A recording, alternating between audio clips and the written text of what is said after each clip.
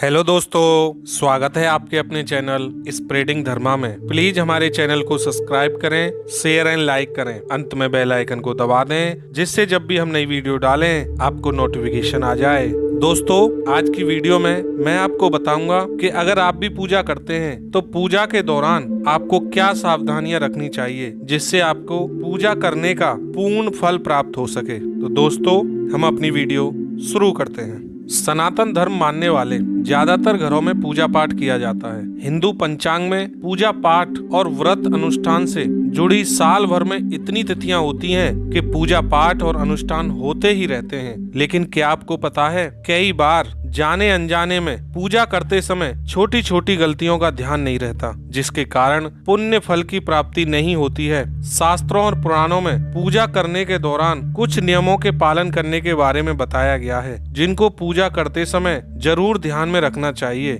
आइए जानते हैं कि पूजा करते समय किन किन बातों का आपको ध्यान रखना चाहिए। दोस्तों, पहला है, इस तरह नहीं करना चाहिए प्रणाम। श्रीमद् भगवत गीता में बताया गया है, पूजा करते समय कभी भी एक हाथ से प्रणाम नहीं करना चाहिए। ऐसा करने से व्यक्ति के सभी पुण्य नष्ट हो जाते हैं। प्रणाम हमेशा दोनों हाथ जोड़कर किया जाता है। दूसरा है दोस्तों, जप करते समय ध्यान रखें यह बात। शास्त्रों के अनुसार जप करते समय हमेशा दाहिने हाथ को कपड़े से या फिर गोमुखी से ढककर रखना चाहिए। जप के बाद आसन के नीचे की भूमि को स्पर्श कर पूजना चाहिए। साथ ही यह भी ध्यान रखें, कभी भी कोई वस्तु या फिर दान बायां हाथ से ना दें। इनके लिए हमेशा दाहिने हाथ का प्रयोग करें। तीसरा है दोस्तों, इस तरह चरण स्पर्श करना होता है पाप। पुराणों में चरण स्पर्श करने का भी विधान बताया गया है। कभी भी ऐसे व्यक्ति के चरण स्पर्श नहीं करने चाहिए जो सो रहा हो। सनातन धर्म के अनुसार लेटे हुए व्यक्ति के चरण स्पर्श तभी किए जाते हैं जब उसकी मृत्यु हो चुकी हो।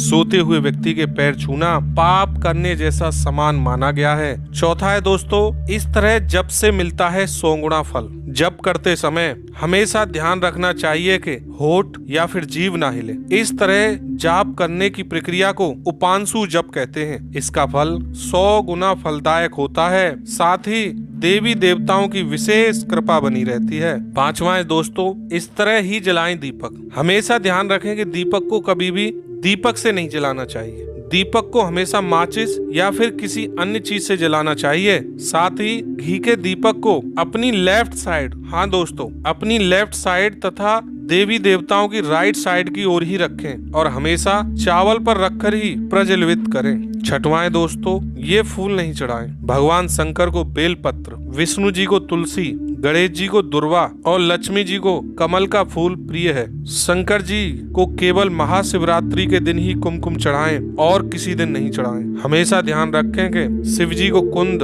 विष्णु जी को धतूरा, दुर्गा देवी को आक तथा मदार और सूर्य भगवान को तगर के फूल नहीं चढ़ाने चाहिए। सातवां है दोस्तों, इस तरह होनी चाहिए पूजन सामग्री। पूजा करते समय हमेशा ध्यान रखें कि आप पूर्व की तरफ मुख करके बैठे हों और आपने लेफ्ट साइड की तरफ घंटा, धूप और राइट साइड में शंख, जलपात्र और पूजन सामग्री रखी हो। इस तरह पूजा करने से पुण्य की प्राप्ति होती है। साथ ही यह भी ध्यान रखें कि जो व्यक्ति पूजा कर रहा हो उसके माथे पर तिलक होना चाहिए। आठवां है दोस्तों, देवी देवताओं का तिलक हमेशा अनामिका उंगली से करना चाहिए। यदि आपने शुद्ध घी का दीपक जलाया है तो उसे बाईं ओर रखें और तेल के दीपक को दाईं ओर रखें। नौवां है दोस्तों, पूजा के बाद भगवान को भोग अवश्य लगाना चाहिए। देवी देवताओं को कभी भी बासी फूल पत्र अर्पित नहीं करने चाहिए। 10वां है दोस्तों, पूजा पाठ में पवित्रता का विशेष ध्यान रखना चाहिए। यदि कोई बिना स्नान किए हुए फूल पत्ती तोड़कर भगवान को अर्पित करता है तो यह पूजा में मान्य नहीं रहते। तुलसी को कभी भी भूलकर भी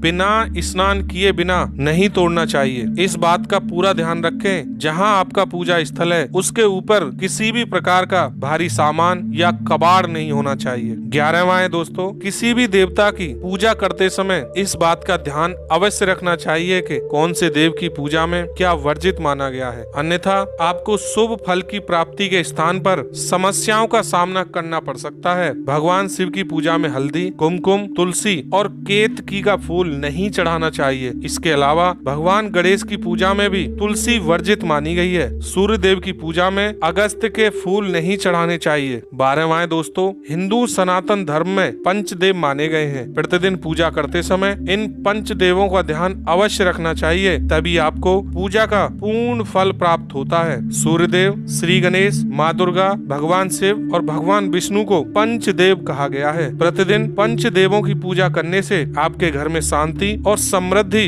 बनी रहती है। 13वां दोस्तों, हमेशा भगवान श्री गणेश की आराधना से पूजा प्रारंभ करें। श्री गणेश को तुलसी दल चढ़ाने से बचें। भगवान गणेश को तुलसी दल चढ़ाने से दोष लगता है। 14वां दोस्तों, शिव शंभू को कभी भी केतकी का फूल नहीं चढ़ाना चाहिए। पौराणिक कथाओं के अनुसार भगवान शिव ने केतकी को श्राप दिया था, इसलिए भगवान शिव को यह फूल नहीं चढ़ाना चाहिए, वरना भक्तों के काम बिगड़ सकते हैं। 15वां दोस्तों, भगवान की प्रतिमा को स्नान करवाते वक्त सिर्फ उंगलियों का प्रयोग करें। भगवान को स्नान करवाते समय कभी भी अंगूठे का इस्तेमाल नहीं करना चाहिए। ऐसा करने से भगवान अप्रसन्न होते हैं और घर में विपत्ति आती है। 16वां दोस्तों, दीपक को कभी भी जमीन पर रखकर प्रज्वलित न करें। ऐसा करने से धन की बर्बादी होती है और घर में अशुभता आती है। 17वां दोस्तों, पूजा के वक्त अगरबत्ती का प्रयोग ना करें। ऐसा इसलिए क्योंकि इसे बांस की लकड़ियों के साथ बनाया जाता है और बांस की लकड़ियों का प्रयोग अंतिम संस्कार में किया जाता है, इसलिए इसे अशुभ माना गया है। 18वां दोस्तों, रविवार के दिन तुलसी के पत्ते तोड़ने से बचें। मान्यताओं के अनुसार रविवार के दिन तुलसी के पत्ते तोड़ने से भगवान विष्णु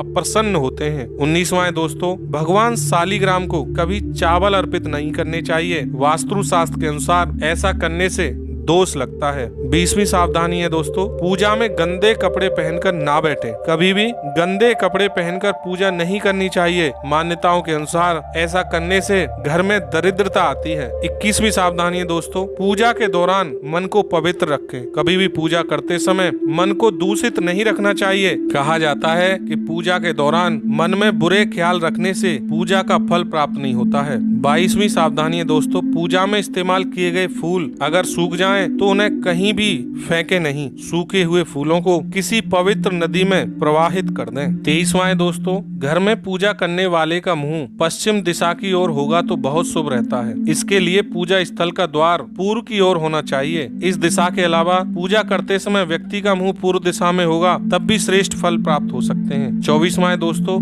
घर में मंदिर ऐसे स्थान पर बनाएं जहां दिन भर में कभी भी थोड़ी देर के लिए ही सही लेकिन सूर्य की रोशनी अवश्य पहुंचती है। 25वीं सावधानी दोस्तों, जिन घरों में सूर्य की रोशनी और ताजी हवा आती रहती है उन घरों के कई वास्तु दोष शांत हो जाते हैं। सूर्य की रोशनी से वातावरण की नकारात्मक ऊर्जा खत्म होती है और सकारात्मक ऊर्जा में बढ़ोतरी होती है। 26वीं सावधानी दोस्तों, मंदिर में मृतकों और पूर्वजों के चित्र लगाने से बचना चाहिए। पूर्वजों के चित्र लगाने के लिए दक्षिण दिशा श्रेष्ठ रहती है। घर में दक्षिण दिशा की दीवार पर मृतकों के चित्र लगाए जा सकते हैं, लेकिन मंदिर में नहीं रखने चाहिए। 27वीं सावधानी पूजा के दौरान आपको रखनी है, पूजन कक्ष में पूजा से संबंधित सामग्री ही रखनी चाहिए, अन्य कोई वस्तु रखने से बचें। 28वीं सावधानी आपको रखनी है, घर के मंदिर के आसपास शौचालय होना भी अशुभ रहता है, अतः ऐसे स्थान पर पूजा कक्ष बनाएं जहां आसपास शौचालय ना हो। 29वीं सावधानी आपको रखनी है पूजा के दौरान, घर के मंदिर में रोज सुबह और शाम पूजन जरूर करना चाहिए। पूजा के बाद घंटी अवश्य बजाएं, साथ ही